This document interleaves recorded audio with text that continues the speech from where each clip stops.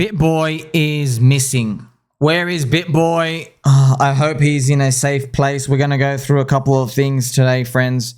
The BitBoy story is very important for your crypto journey. You see, BitBoy, otherwise known as Ben, we are friends on Twitter. BitBoy, friend of PulseChain, friend of the communities, friend of crypto, is missing. It's been quite the roller coaster. You know, that's putting it lightly.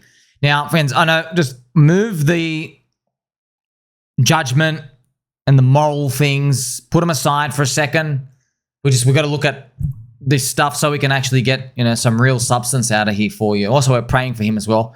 So, BitBoy, friends, his girlfriend broke up with him now, and he's gone missing. So Cassie, if you all know, like, because it's been quite a journey, right? BitBoy and Cassie, they got popular in crypto. Why? Because this is BitBoy with his ex-wife now in the middle. And then yeah, there you go, the Mistress logo and stuff out here. Here's the Lambo. He made this video coming out. He apologized for all these. They tried to make things right. Didn't work out. Now, at the peak of the 2021 bull market, BitBoy and his company had $30 million. They had $30 million. He shared the company portfolio publicly. You know, he had his channel out here. And if you remember BitBoy back in 2021, it was him back in the studio here, back when everything's still together. Yeah, this is actually Akon. Shout out to my boy, Akon. That was kind of funny, friends. He had remember he's doing a crypto city. Akon out here. All I remember from Akon, I think he's got 7 wives from Senegal. I'm not joking. He's really got. I think he's got 7 wives. It's normal over there, friends. Africa. It's wild world we live in. And he had that crypto city he was going to make. But yeah, this is what everyone remembers of BitBoy, friends. Here's the studio. This is TJ. This is the guy who allegedly, you know, took over the channel, and then his BitBoy claims backstabbed him and stuff out here. So yeah, that's pretty much it. That's him in the office. Man, that was just wild time. That's what everyone remembers. Well, $30 million then. Now, just to share with you, friends. So BitBoy, he was a drug addict when he was younger. He almost died, almost overdosed. And then like at 18, I think he basically had his almost like last event, 18, 19, and then that's it. He hit rock bottom and then he turned himself around. And then he discovered crypto in its second cycle. Remember, it's just like everyone else. You see it the first time, 2013, 2014, you fade it. Come in the second time, okay, he's got to go all in. And then he have 2017 to 2019 when he gets in really hard. And he made his channel. So that's why I wanted you to learn from this. From $30 million peak, then the BitBoy, the channel coup started, where they basically like take over and stuff out here. And yeah, I think his net worth went from 30 million to zero, pretty much zero. A lot of the money was gone. There were allegations of, you know, gambling, leverage trading and stuff out here, and just money went in different places.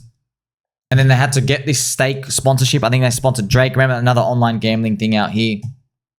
You know, something crazy about stake, friends, the online gambling. I did not know this until like recently. Even if I put a browser tab on my screen that shows stake website, the channel gets flagged, community flagged. Not just the video, you get flagged. You're not allowed to promote gambling. Yeah, it's like very, very strict on it. That's how like intense it is. But he had some sort of sponsorship and stuff out here. So he went from 30 million man down to near zero. Many claims appeared BitBoy was gambling. Money got siphoned by other workers in the company who he trusted and betrayed. It all got rinsed. So even, friends, even Crypto Banter, so Randy Boo, even Crypto Man ran, I remember something I'll share with you. So shout out to Randy Boo. BitBoy, he had to do these like emergency liquidation stuff to get his feet back on the ground. And he had like a Rolex. And he said like, I'm in desperate need of cash. Got to get the things moving again. There's a Rolex here. I need like $20,000. And like, everyone's like, wild, man. Like, you know, he went from, you gotta understand how fast this happened. Like, dude, he had like $30 million. And then like a year and a half later, before you can blink, right? A year and a half or like 2 years later, right? So 2021 peaked 30 million. And then like, yeah, now it's like, you know, Q1, Q2 of 2023. He's like, okay, I need to sell my watch. It's just such a shocking story. Randy Boo said, hey man, because they said, what I'll do is, he goes, I'll give you the 20 grand for your watch. I'll buy the watch off you. He goes, I'll keep the watch. He goes, and when you make it back, don't worry, I'll give it back to you. You know, you can have your watch back. Because Ran as well, friends. Ran, I know it's very controversial all the time, but even Ran, friends, is, everyone's been in the dumps. We always go through this suffering and stuff as humans together, and we want to see everyone succeed. Then, obviously, things, started getting messy because, Ben left his wife and his kids. He starts seeing Cassie. There's an affair going on. She was labeled the mistress because he was still married at the time. It was very public and things went really, really tumultuous and it got nuts. And then, we're all yelling at him, don't do it, brother, don't do it. And, you know what I mean? It's also a lesson as well, friends, probably for life. Just if you're with one person your whole life, there's a higher risk that when you get a taste of the cherry out there, you just want to keep taking more bites out of it. Partying, other girls, for men, they basically go on the splurge. Some people say midlife crisis. It's midlife crisis. They just go on that full on splurge because, but he went from drug addict, and then he was with his one lady, with his wife at the time, and basically it builds up. So man, when you label it all down, it gets nuts, right? Down 30 million, company gone, wife and kids gone. He had a mistress, girlfriend gone, pending lawsuits. But I still say he can make it back, right? It was very, very controversial. So here are the tweets out here. Cassie comes out. If you've heard from Ben in the last 24 hours, DM me. He left the house yesterday and hasn't been back. Everyone is worried sick. Oh, man, yeah. So he's missing, man. Just pray for this. Pray. I know, friends, it's no one's perfect, man. I mean, it's tough. I want to share with you just a quick story, friends. Like BitBoy, say what you want about him, but do you remember Nuggets News, friends, Alex Saunders? So Alex, friends, at one point he had an opium addiction and he was gambling money aggressively. He was everyone in PulseChain community knows what happened with him and Richard Hart. He was just taking money off people and just gambling. He kept losing them, yeah. BitBoy gave him 50 grand. And then when he found out, because he found out on stream, hey, what happened to Alex Saunders? He was in the news. He was literally on stream. And then people were typing him, he's just reading online. He's like, oh, Alex Saunders comes out, a drug addiction. He lost all the money. He was in $14 million debt. He even borrowed from FTX and SBF and stuff out here. And then, I remember, it was BitBoy, his instant reaction he wasn't saying, I'll kill that guy. Because, fans, that's what almost I feel like. I'll go take you. Right, that's me.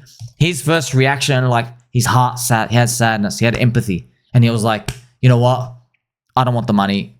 I want his family to get better. I know he's in a dark place just to get better. It's very touching. It's very touching. Wow, you wouldn't expect that unless you've gone through that. Wishing him well for his health and family. But yeah, now BitBoy's still missing. So, friends, I just want to show you, man. It's fuck crypto, bro. You go from nothing, 30 million with a company and Lambos, back to zero. Lose your wife, but you got a girlfriend. Now your girlfriend leaves, and there's more lawsuits from all these other things. Oh, man, it's wild. I've got to play some Gentle Angel music. Got to smooth it over somehow, friends. I know. Just like Ditto, friends, smiling every single day. Ditto, friends, is permanently smiling. So I'm saying hiding the pain a bit, but, that's the Ditto crowd. Now, I've written here, it actually shocked people how I ended this message. They were really shocked. What did I write? If you make good money in crypto bull market, please consider buying yourself real estate. Everyone was like, show me. It was basically saying, show me, blink twice. Had somebody got a water pistol to your head telling you to type that? No, friends, it's actually me. It's me here. I'm here, okay? I'm here. I'll tweak my nipples as a confirmation. It's actually me. And I've said, real estate, a house or an apartment, is illiquid and you can't swap it for a loss easily. BitBoy is a story with many lessons. Remember that saying, friends? Liquor, leverage, ladies, okay? LLL. Liquor, referring to the drugs, leverage, the gambling, it happens all the time. Not just gambling, you can see it borrowing on the money, the margin borrowing, yeah? And then ladies, which is affairs. So, yeah, I really do mean it when I say that, friends. When it comes to these, if you make enough money, put on a house deposit or something. Just promise me you'll do something, friends. I think even in the Old Testament or the Talmud, one of the Jewish texts, they've even got instructions, maybe it's in the Bible, how to do your finances. They basically go a third in your land, a third in your business, and a third in your cash stock or something. Yeah, a third liquid. It's kind of interesting. That's I still think about that to this day. I've been thinking about that for 2-3 years. I'm like, that sounds so simple, so basic, but it hedges you. You got a third liquid, so you can buy dips, a third in property. Yeah, so that's the long term, just in case things blow up. and a third in the business that like grows nice in the upside, but in the downside, your business takes a downswing, right, which rely on your property. And, people can, you have farmlanding and earning a yield off it effectively. I really do mean that, friends. So if you have now, here's the thing. You can't like go buy, not everyone's going to be able to buy millions of dollars of mansions or anything out here. Just consider something like that, because it's not that, look, of course, property poop grows 8% per year and everyone thinks they're like killing it there, but they're not. All right. I know that. That's not the point. The point is everyone thinks they're really good, man. I'm here 18 hours a day, friend. I know what's going on. I still can't tell you the future. You know what I mean? I still have. Flip the coin. Okay? So if you roll these cycles over and over and over again, you're going to get a black swan somewhere. You're going to be a bit too leveraged in the wrong period of time, and you get that black swan, wipe you out, you're forced out. If you have property, though, you can't get forced out. Yeah? You've always got that. Someone has to live in it. Yeah, someone's got to live in it. Until we make new technology later on, it's very unlikely it'll change. And worst case, you shouldn't do this though. Worst case, not even worst case, but risky case. But if Bitcoin got to 300 and it came back down in the future, you could like borrow on your property and buy some BTC in the next bear market. But I advise against that, because precisely when the bear market's taking you down, you don't want to borrow on your home and then do that. You don't want to do that. But if you want to take risk, it is still there and you still got the home. That's the best part. Or the apartment, or basically you paid off your big part of your home, or you know what it is, or maybe you got an investment property, you slice it off up there. It's really important because, like, friends, we've seen so many times in coin inflation's wrecked. As sure as we are of things in the cycle, people will, like, they make money, but because it's so liquid, it's so easy to click a few buttons. You can just move the money place from place. You know, that's a powerful part of crypto, but with great power comes great responsibility, friends. Yeah? Spider-Man said that. Because, like, yeah, you can move from a stable coin yielding crypto, and in minutes, you can be in, like, think about the path. Bitcoin, a mid-cap coin, a meme, Solana JPEG. Think about that distribution. From Bitcoin to a Solana JPEG, you can actually move into that. You know, and don't worry about the liquidity, because when, like, because people always say, oh, you know, you'll never move $100,000 into a Solana pump fund thing. Hey, man, when people take a loss, they'll do anything to try and make it back, you know? So if someone had $50,000, now they've only got $30,000, they're like, oh, I'm down 20. Let me go use that 30. Let me quickly go put that somewhere, and before you know it, it's all gone. So that's the tough part. Once again, praying for BitBoy and stuff out here, friends. But still, friends, even with all of these, you can't be a cuck. Soyboy cucks, 25-year-old technical analyzer. Lose this level and it's lights out. Volatility incoming. Time to pay attention. Not out of the woods yet. Make or break here. Still in a range. Decision time soon. The next move will be telling. This is like typical TA. Oh, the next thing. But they miss a big picture, okay? Still, long-term buying and holding wins, and it crushes everyone ultimately. Yes, you get egg thrown in your face for the most part. But like I've shown you, friends, we had a very bad extended -50 reading on the business ISM. It was below 50, yes? Look at these are green each cycle of crypto before, and this one was long red. But the good thing is it's now flipped up. It flipped up here. It's above 50, so it's good to go. Also want to show you some optimistic stuff from today, friends, just to show you how cheap PulseChain is. So, like, you understand the end game of this, yeah? BitBoy's got a very, very tough story to go through out here. Obviously, I never wished that on anyone out there. I only wish success for everyone. But we still got to focus on the price, okay? We're here to win. So you didn't go through all of that. Okay, we're still here. We got to stay in the game. Tron only did $6 million of volume on chain. Cardanzo did 3.6. These are poop. Look at PulseChain. 49 million still every day. Cardanzo and Tron, look at that, 28 and 20 billion market cap. So effectively, friends, PulseChain is like 1 billion. Yeah. Not even. We're 20x undervalued. And even if you add up the core coins, we're like 4 or 5x undervalued. And by the way, why should we just meet them? We're beating them. We should be higher than them. Do you see how much value is in there? But even then, as far as, you know, we know we're undervalued. We know we're undervalued, friends. It's still not an invitation to go and, like, you know, bet the farm that on money that you might need in the next 90 days and believe it's coming soon. Okay, you've learned now from the cycle how these things play out. It can be very volatile. Still though, it's very important to watch the Pulse ETH ratio. We are still down here. As much as everyone's watching USD, like we need to do a 2.5x, that's that distance to get this line here, 2.5x from here, and then it brings us to break even from July 2021. Just to show you, man, look how long and painful it could be. 4 years, man. And by the way, I'm assuming we win at the end. So I'm just assuming we do really, really well. You know, what if we don't? Okay, well, I'm not going to think about that. Well, we're playing to win. I'm playing to win. I don't even think about that. Well, like, what if it sucks? Okay, it sucks then. We move on. But just to show you, like, how difficult it can be. Crypto participants have no more hunger to buy all these various altcoin projects. The business cycle will turn up ISM, but the altcoin winners are to be determined. Look at these, friends. So you had, as you can see right here, look, Pudgy Penguins on the left, down 90% from that top. Anime Coin down. Bearer Chain down. There's just so many things, man. Like just, you know, cool NFT, cult pictures and everything. Like it's just, it's tough. ISM's too low. ETH BTC low. That explains everything, friends. I hope you appreciate me showing you, hey, why did when PulseChain launched, why was it so poop? Well, it's a business cycle, man. It's a business cycle. Because we've overlaid, I've shown you that chart, friends. You overlay others BTC with the business cycle. Yes, we follow it. It's just like a business. It's human activity. We will do things when we're confident. You know, we buy stuff in the stock market. We go and do, like, there's going to be some crazy events that appear as this ISM ticks up later in the year. And it's going to be very confusing for many people, but we're going to know, like, oh, this is what, you know, euphoria and stuff feels like. Got some great news, friends. So shout out to everybody at George News. GeorgeNewsHQ, 200,000 followers. There's a PulseChain person in there. They've made this really nice post here on Richard Heart, informing the public, 200,000 people. It's actually got a real Twitter, informing the public about Richard Heart's Interpol being fraud and fake. So they said, this is them, I'm reading from them. When you are considered a threat to the big banking and traditional financial systems, they'll come for you.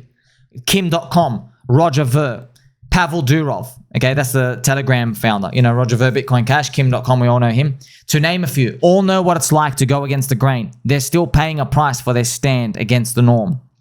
And they talk about DeFi here. They go, one person who graced the news recently is Richard Heart, real name Richard Schuler. Known to his close friends as Big Rich. He's the billionaire founder of Hex, PulseChain, PulseX, and other crypto. He was on a questionable red notice from Interpol following allegations from the Finnish authorities for tax fraud and assault. So we know, friends, the Interpol is fraud and bogus, and their lactating soy boy man titties aren't a match for the PulseChain community. That's why we're wearing a clown nose here for them, because no one takes their clown red nose service seriously. Besides the red notice, he's on Europe's most wanted fugitives list. Meanwhile, in DC, as expected, President Trump has been busy delivering on campaign promises. Okay, so it's going to be a win for the whole crypto industry. This is beautiful. Thank you to George News out here, GeorgeNewsHQ. They also follow Corey Spaghetti Meatballs. Just showing you that positive energy, friends. Things are flipping around. We got someone on our team. We got someone on our team. That's all we want, man. One person's enough. And I still think, friends, we're going to go through another standard crypto cycle, business cycle. Even though everyone says this time is different. You know, friends, I've even seen, like, even blockchain backer, everyone's saying the 40 cycle's broken. Everything's different. They're saying a lot of things. I'm like, no, it's not. No, it's not. It's the exact same 40 cycle. I know why they think it's different. It's because they're measuring day to day from time to time and peak to peak in Bitcoin. But we know, based off the global 4-year debt cycle of the government debt rollover, you got to separate the epochs into each year. That's what it is. Okay, you can't do day to day. It's year by year.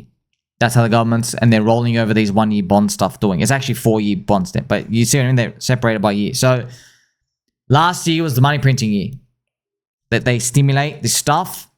Okay, and I think it said last year or this year. Then this year is basically like they do a big flush to pay off all the debts and stuff, and everything gets wild. And then next year, standard, this is what happens every time. Inflation gets a bit hot. They've got to pull back liquidity. They've got to pull back and roll it over. And even then, I do think about stuff like this as well, friends. Are we going to see another event like the zombie virus? Never let them forget what they said. So this is Jimmy Kimmel. Who gets an ICU bed? Vax persons, come right in. Unvaxxed person who gobbled horse goo. Rest in peace, Wheezy. So this is all about the vax fans. All of these things. Look at Arnold Schwarzenegger. Screw your freedom. Here was Howard Stern. When are we going to stop putting up with idiots in this country and just say mandatory to get vaxxed? F them. F their freedom. Who are these people, man? John Lemon. Don't have the vax, can't go to the supermarket, can't go to the ball game, can't go to work. No shirt, no shoes, no service. Never let them forget. This is even Piers Morgan. Love the idea of a vax. Passports for everywhere. Flights, clubs, gyms, shops. It's time zombie virus denying anti-vaxxer loonies had their BS bluff called. So, friends, I got no stance on this. I don't care about it. I just want you to remember all those talking head shillers, how convicted and paid they were. And now they're like, oh, it wasn't me. No, it wasn't me. It reminds me of the crypto people. It reminds me exactly. The crypto KOLs, mainstream KOLs, okay? Just, these are not signals to be used how everyone else uses them in terms of, let's follow what they say. They're signals just to like think about in a macro scheme and go, hey, is there some truth taking the other side of this? Wen Moon, here is others BTC. It is still in the deep despair zone.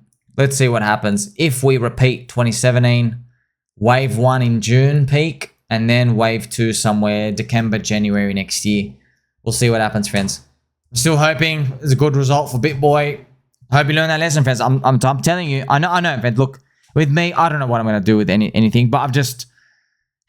You can't be me, man. I'm here 18 hours a day. I was built for this. And by the way, even Ray Dalio, he said, in an average person's lifetime, in anyone's lifetime, there is a guarantee one of the assets that you hold has like an 80% destruction down, a black swan event. So that's why he said, if you are all in on one asset class, you are running a very dangerous risk for your whole lifetime.